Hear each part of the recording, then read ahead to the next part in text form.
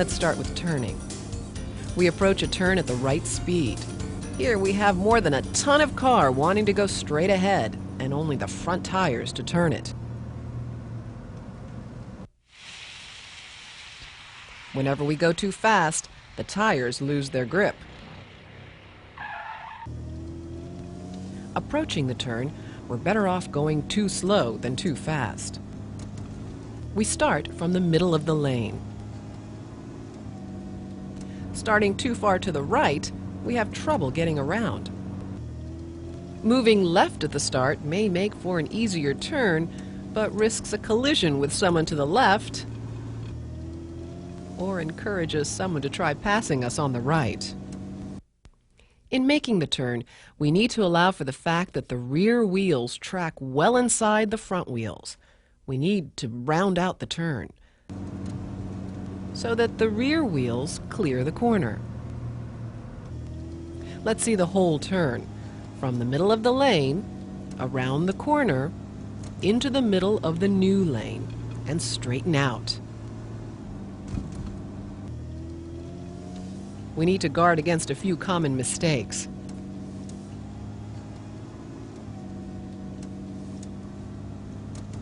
There's a way to keep from doing this. We need to wait until the side mirror is even with the corner before we start the turn. A second mistake is turning too wide. This usually results from starting the turn too late or not turning the wheel sharply enough. The last is not straightening soon enough and overshooting the turn. A left turn is wider and easier, but it's made the same way. We proceed to the middle of the intersection far enough to turn without cutting the corner and turn into the middle of the lane. Smoothly done. When turning corners, there is one basic rule for lanes. We start from the lane closest to the direction we want to go and turn into the lane closest to where we came from. On a right turn, we start from the right lane and enter the right lane. This way, we cross the fewest lanes of traffic and have the smallest chance of interfering with others. If we need to be in the other lane for some reason, we change lanes after the turn. Statistics show that new drivers are much more likely than more experienced drivers to miss seeing cars at intersections. We check the path ahead and to the left to make sure the way is clear. No problem. But it's not always that easy. This time we need to wait for that car. We can pull into the intersection, so we'll be ready when the way is clear. We keep the wheels straight ahead to keep from being pushed into the other car's path in case we're hit from behind by an inattentive driver.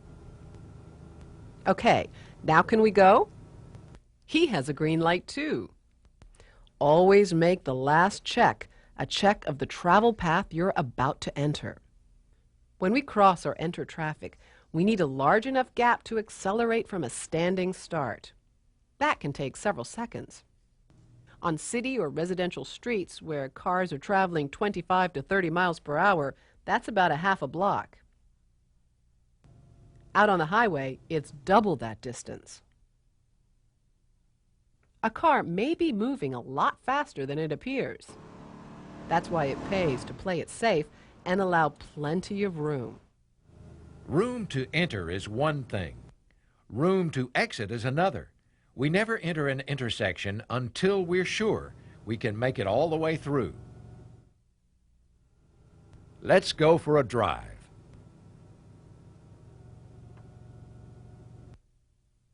What do we do here?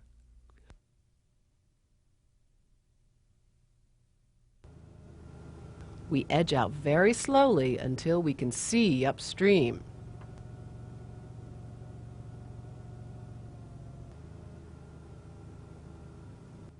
We'd like to make a left turn here.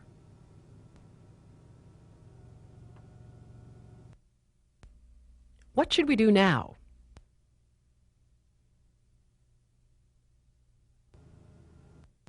We were smart to ignore the guy waving us on. He has no way of knowing if the way is clear. He wants us to move so that he'll have a better view. It looks clear now. Wrong. Sometimes we can't get a good view of oncoming traffic. In that case, we have to wait until the light changes, or if we're lucky, traffic clears.